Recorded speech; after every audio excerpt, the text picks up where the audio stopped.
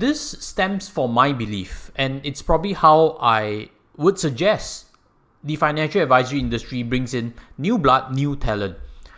Many times we see and hear stories of agencies bringing in new candidates and asking them to cold call and asking them to meet friends and family members who they haven't seen for years, just in hopes of selling a product. I hope in this whole channel we can advocate change away from that and really filter in the right people for the right industry.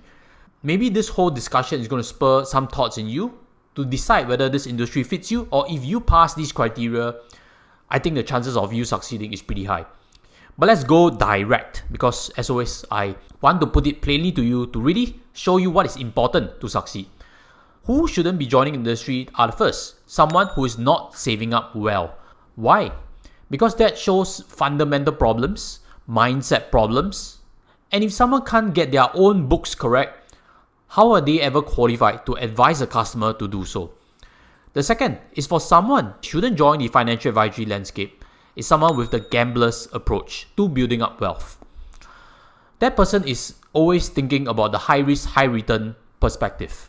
That person is gravitating towards lottery ideas or new money making techniques to bring in quick income. That person is not ready to see and improve on processes and take hard knocks.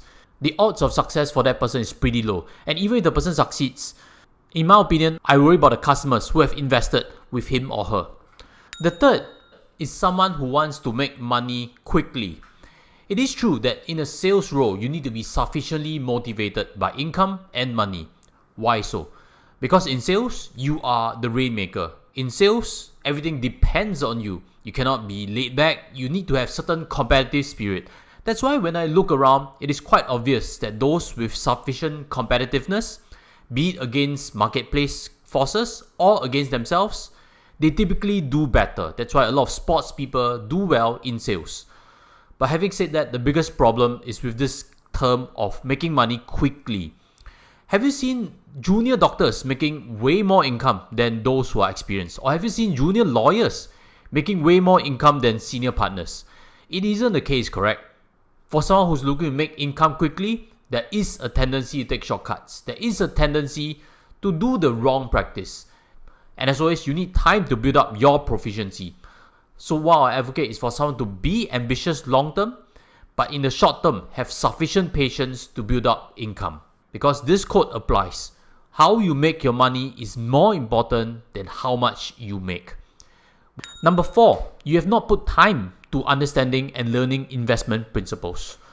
The whole game of wealth building is a slow and steady one. That is in essence compounding. If you haven't put time to learning investment principles, customers can feel it. It is not too different from someone in their office that is giving them hot tips on how to build up their own wealth.